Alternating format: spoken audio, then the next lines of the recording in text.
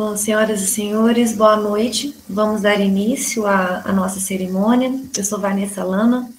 Sejam todos bem-vindos à aula magna de abertura das atividades acadêmicas do ano letivo de 2022, do curso de especialização em preservação e difusão de estruturas e sítios arqueológicos a céu aberto da Universidade Federal de Viçosa, que acontece de forma remota, com o tema Trajetória da Arqueologia no Brasil e Desafios Atuais, ministrada pelo professor Pedro Paulo Funari, da Universidade Estadual de Campinas, a Unicamp.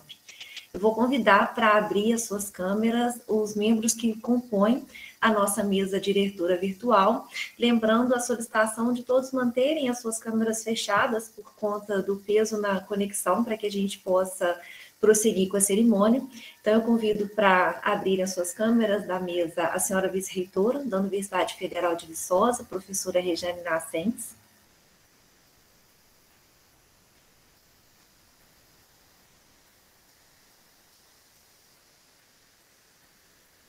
A secretária de Estado de Meio Ambiente e Desenvolvimento Sustentável de Minas Gerais, senhora Marília Carvalho de Mello. O gerente executivo de licenciamento ambiental da Vale Sociedade Anônima, senhor Yuri Brandi. O palestrante professor da Unicamp, professor Pedro Paulo Funari.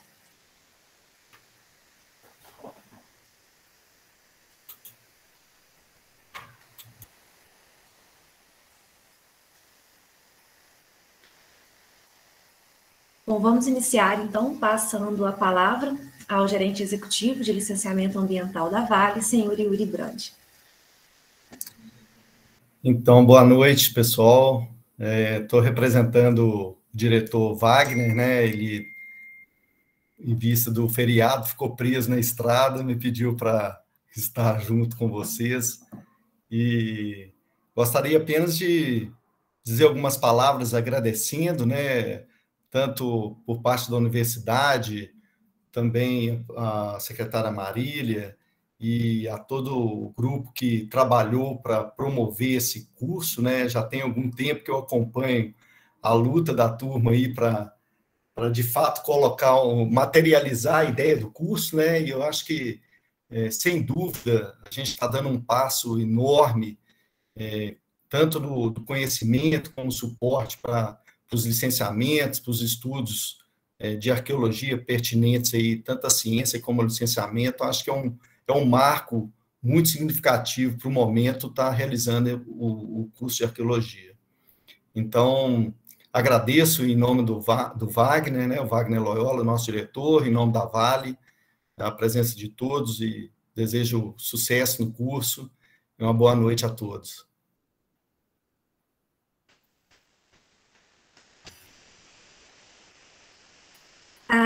A senhora Marília Carvalho, que é a secretária de Estado e Meio Ambiente, ela estava presente, a conexão dela caiu, ela ainda não retornou.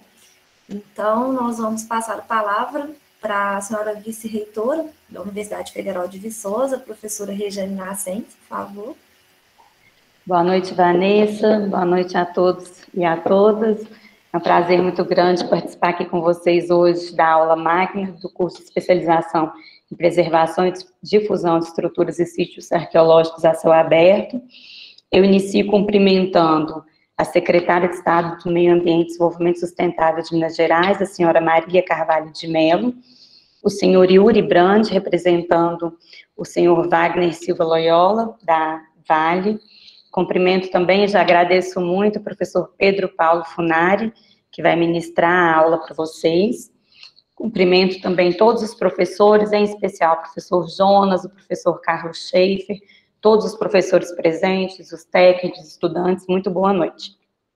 É uma honra muito grande, né, um prazer enorme participar aqui com vocês desse marco, né, como foi dito pelo Yuri, do curso de especialização em arqueologia, extremamente importante para nós da Universidade Federal de Viçosa, parceria, né, com empresas, principalmente com a Vale, que é uma empresa que nos beneficia muito, né, a universidade, o papel principal da universidade é transmitir conhecimento, é realizar pesquisa, é defender a ciência, realizar a ciência aqui dentro, e nós precisamos de parcerias exitosas, né, e essa parceria, nesse convênio que a gente está firmando com a Vale, em especial, esse curso de especialização vai contribuir muito, né, para a formação dos nossos estudantes, e como a gente costuma dizer, é um jogo de ganha-ganha, né, ganhamos nós da universidade, e com certeza a Vale também ganha muito com essa troca de conhecimento.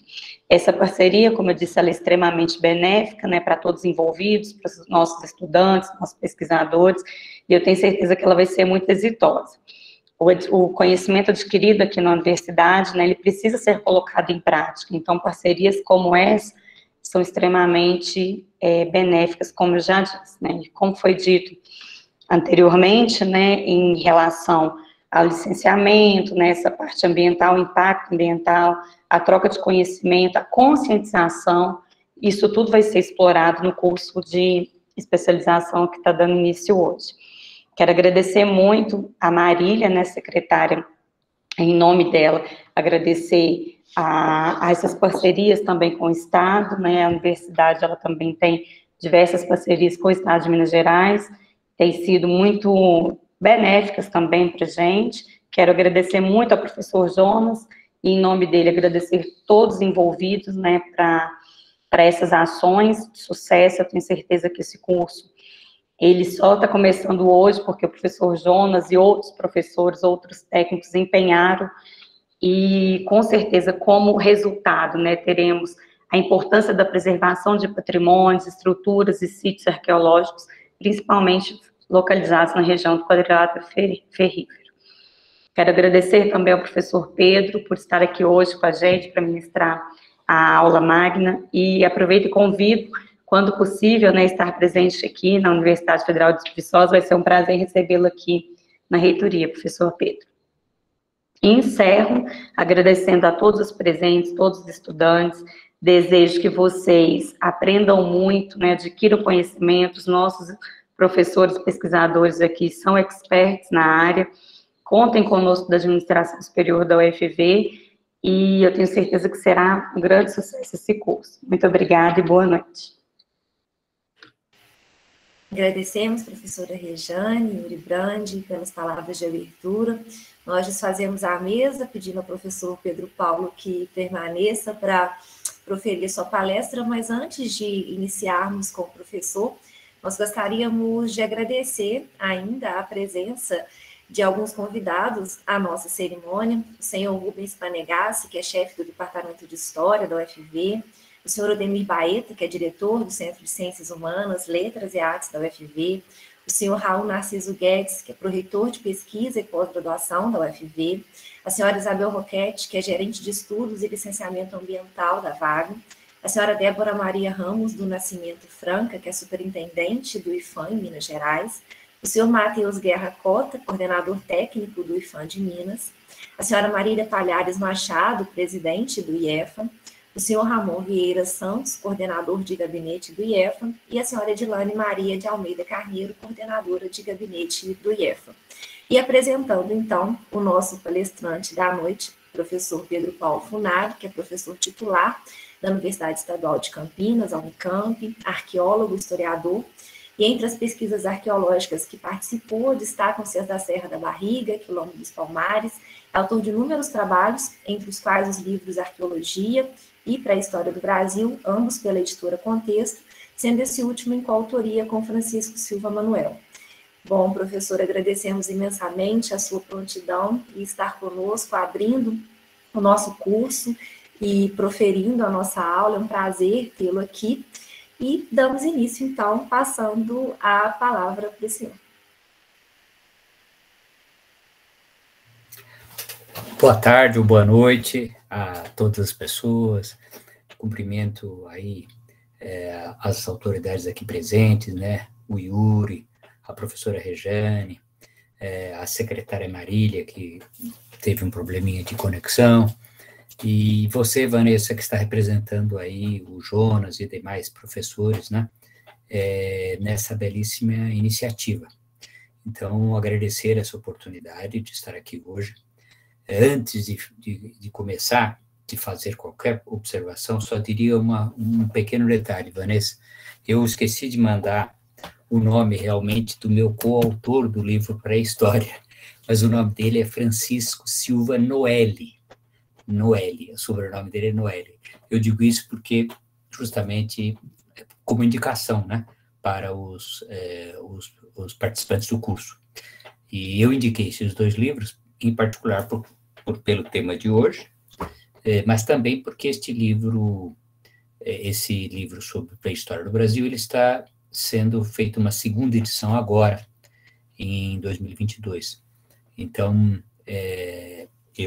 por isso que eu os indiquei. E são de fácil acesso, porque a Editora Contexto consegue distribuir muito bem os seus livros.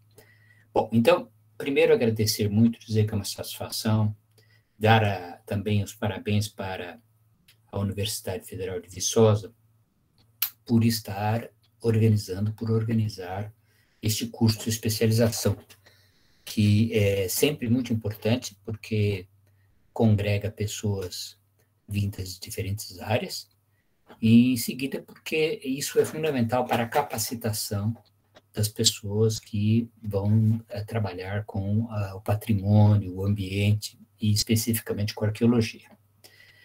Na nossa aula de hoje, nessa aula, a magna, digamos assim, como foi designada, eu preparei uns slides meramente ilustrativos. Eu vou tentar passar agora, eu imagino que eu consiga. De qualquer maneira, vocês me dirão, é só a Vanessa confirmar se vocês estarão vendo os slides.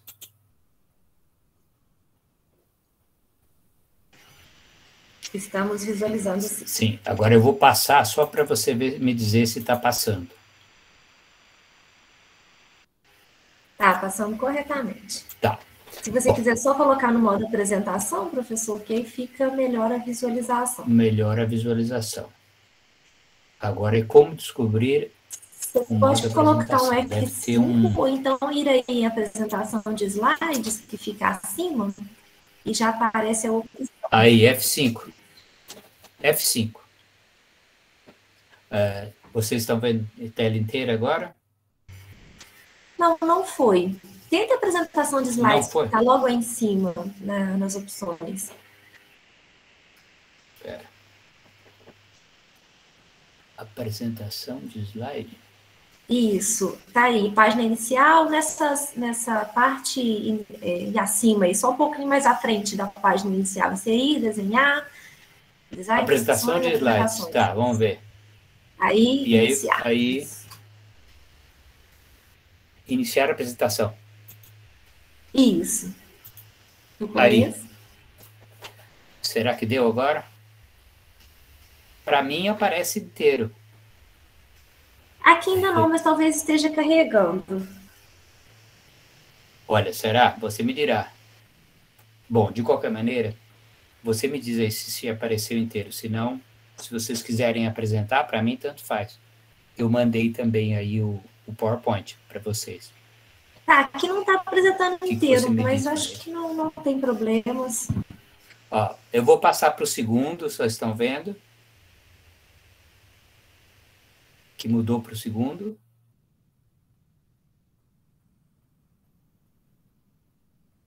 Agora não mudou, professor, pode ser que tenha... Então nós vamos ter que voltar. Nós vamos fazer assim, eu vou voltar lá e fazer tudo de novo. Vamos ver, fazer o seguinte, quer ver? Parar a apresentação. Aí, apresentar a tela inteira. Você acha que é isso? Porque eu tinha posto uma janela. Coloca como tela inteira, vamos ver.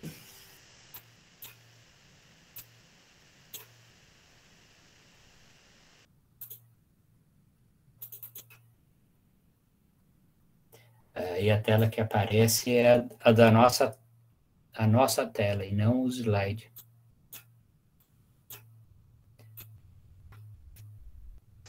Que mistério. Agora, opa.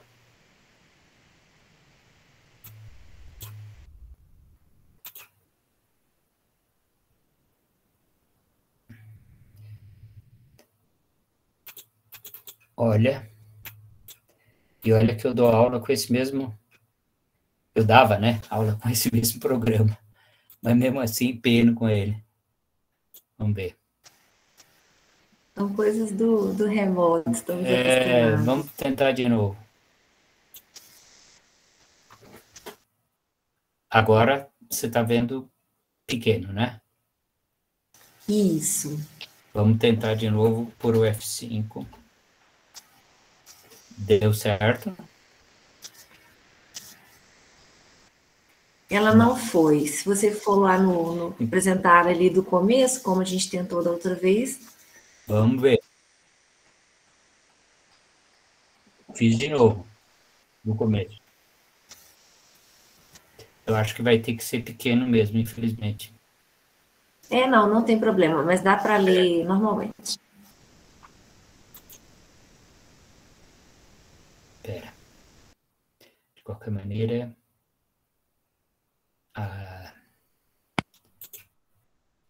Olha, você está vendo o primeiro, né? Vou passar o segundo só para confirmar. Passou corretamente. Tá, então vamos começar. Bom, primeiro, qual é o objetivo desta minha apresentação? É fazer uma visão geral, digamos assim, da trajetória da arqueologia no Brasil e alguns dos seus desafios atuais, no geral. Essa é uma visão bem geral, mas, como vocês verão ao final, eu vou chegar justamente a este tipo de atuação que vocês têm agora, que é com relação à proteção ambiental. Então, portanto, o meu objetivo aqui, primeiro, é dar um sentido histórico, digamos assim, da trajetória da arqueologia até o momento em que que nós estamos agora, em 2022, e, portanto, quais são os desafios hoje que, a meu juízo, podemos enfrentar. Então, com essa ideia de trajetória, passei para o segundo slide, nós podemos distinguir um momento de início, de ruptura, de introdução da arqueologia no Brasil, com a vinda da família real portuguesa em 1808, como resultado do avanço das tropas napoleônicas na Península Ibérica.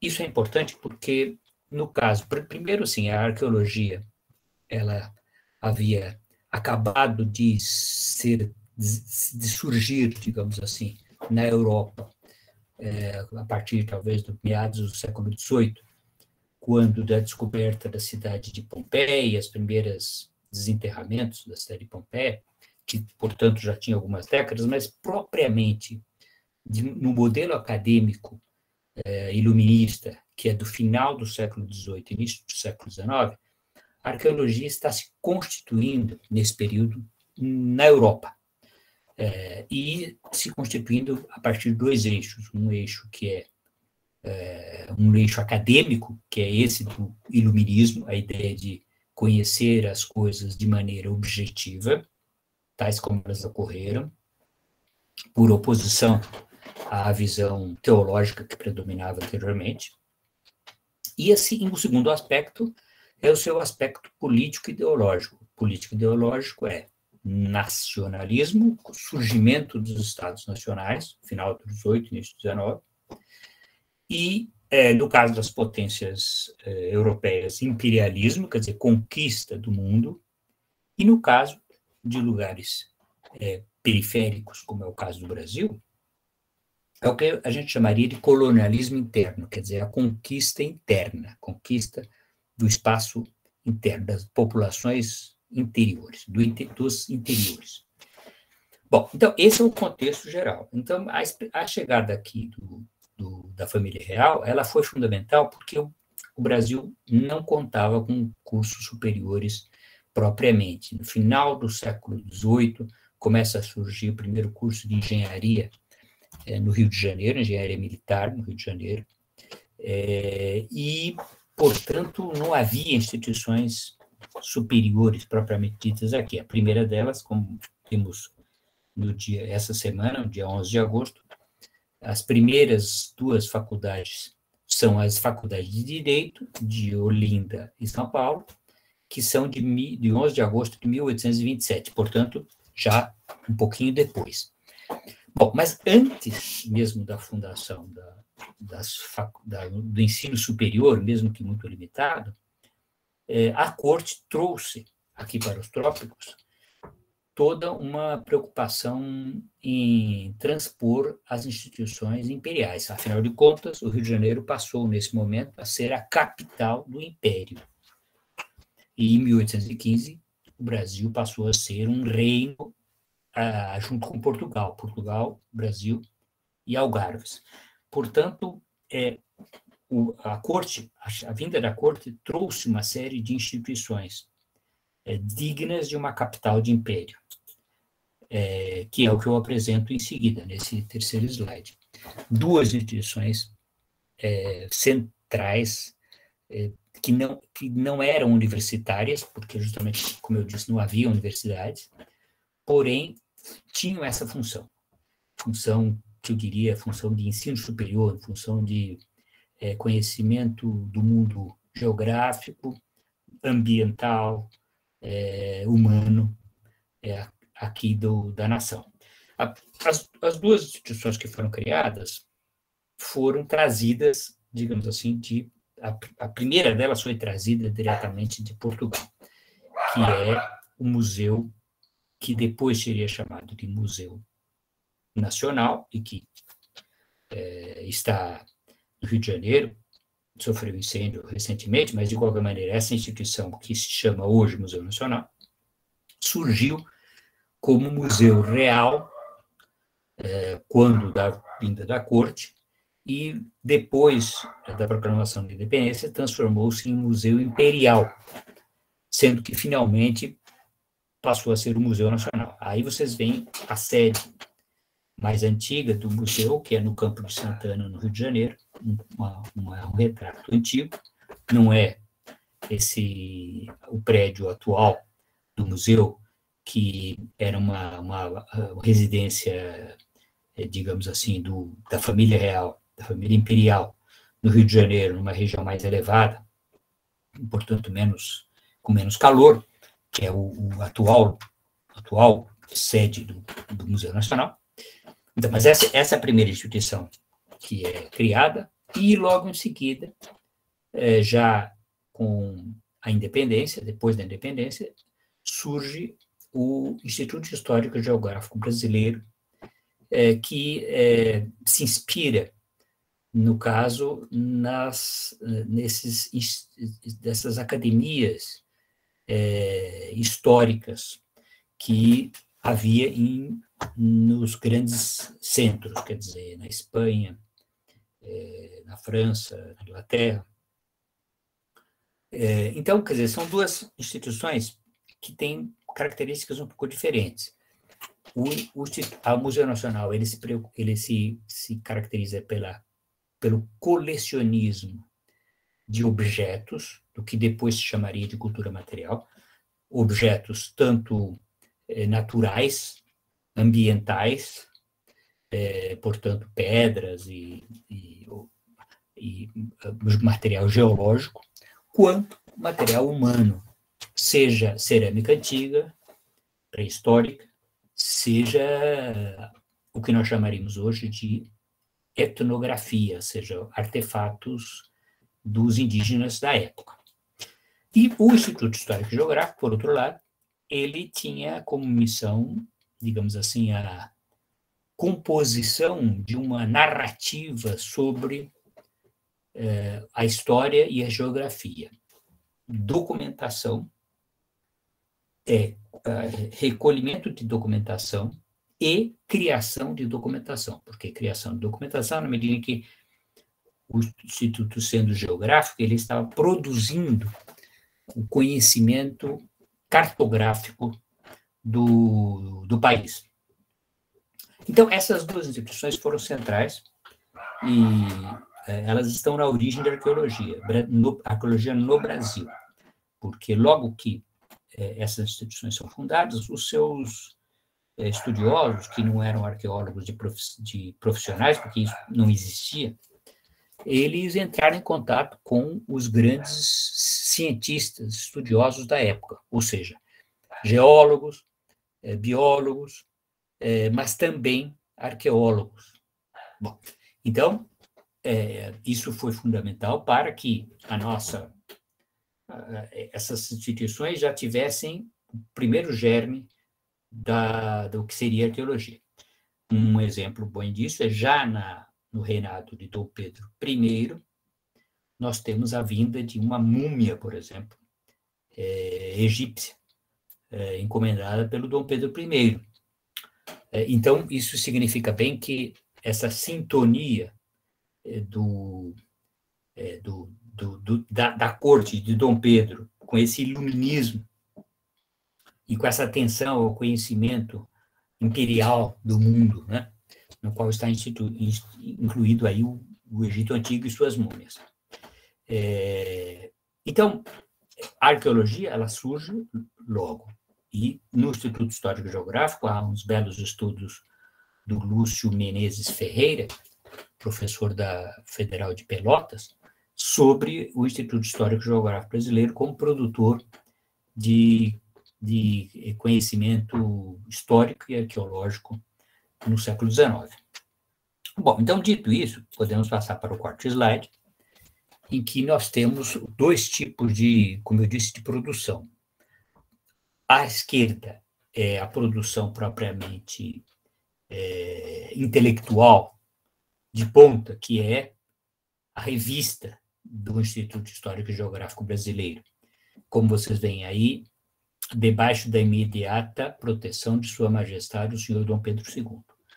Então, isso significa que a produção de artigos científicos, acadêmicos, eruditos, em contato com os grandes estudiosos da Europa, marcou uma etapa muito importante, no geral, para a ciência brasileira, mas especificamente para a arqueologia, porque, como vocês sabem, até 1808, poucos anos antes, portanto, sequer havia imprensa no Brasil, não era permitido que se imprimisse nada por aqui. Então, foi só com a vinda da família real em 1808 que começam a surgir jornais e livros produzidos aqui. Então, a publicação aí foi fundamental. Em seguida, do lado direito, vocês veem uma urna marajoara, proveniente da ilha do Marajó, no Baixo Amazonas, e que muitas delas foram armazenadas no século XIX no Museu Nacional. E houve, portanto, uma intensa preocupação em salvaguardar esses objetos arqueológicos pré-históricos, particularmente esses assim que são muito bonitos e elaborados, como essas urnas marajoaras. Então, isso significa que havia dois campos aí, um campo que é a produção arqueológica incipiente, mas muito importante, acadêmica, por escrito, mas havia também o recolhimento e estudo inicial, pelo menos, da cultura material, como da cerâmica. Bom, com isso, para passar ao quinto slide, e já vamos avançando no tempo para as modificações que ocorreram com a passagem do Império para a República.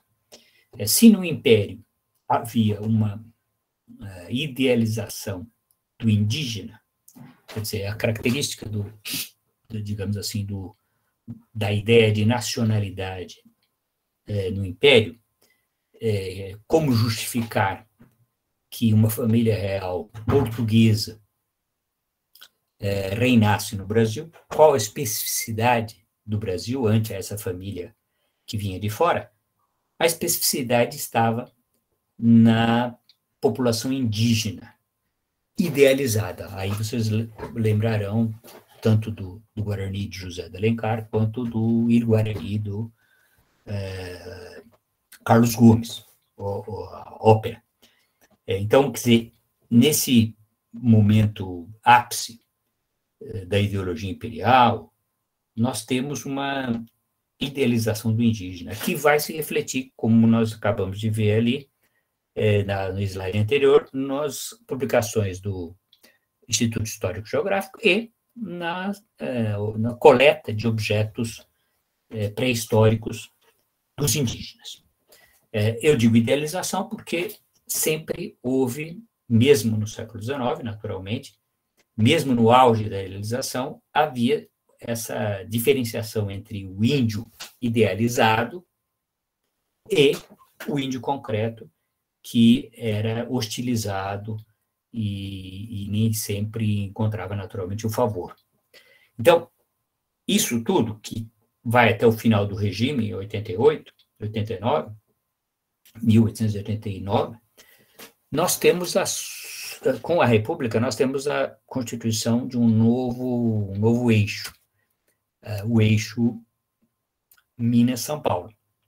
Esse eixo Minas-São Paulo, vocês que estão aí em Minas, verificarão que é justamente uma passagem de uma centralidade da corte no Rio de Janeiro, idealização do indígena que estava presente na ideologia imperial, vai sendo substituída ou vai sendo concorrenciada cada vez mais, de maneira mais forte, no final do 19, com a República, e no início do 20, com duas outras valorizações e criações. Bom, primeiro deles é o Tiradentes, que era naturalmente ignorado ou hostilizado durante o Império, porque naturalmente foi uma revolta contra a família imperial, mas então ele entra como o protótipo desse outro fundador da nação. É aquele que lutou contra a monarquia, queria uma república, era iluminista, era ilustrado também à sua maneira, estava bem ao corrente das teorias da sua época, e a imagem martirizada que vocês veem aqui nesta representação associam de uma maneira indireta, digamos assim, o personagem Tiradentes ao próprio Cristo, né? Quer dizer, a morte diferente, mas de qualquer maneira esse sacrifício, né? Sacrificial do Tiradentes. Então, eu digo que isso foi um deslocamento do Rio e da corte para as novas duas centralidades, que são São Paulo e Minas Gerais.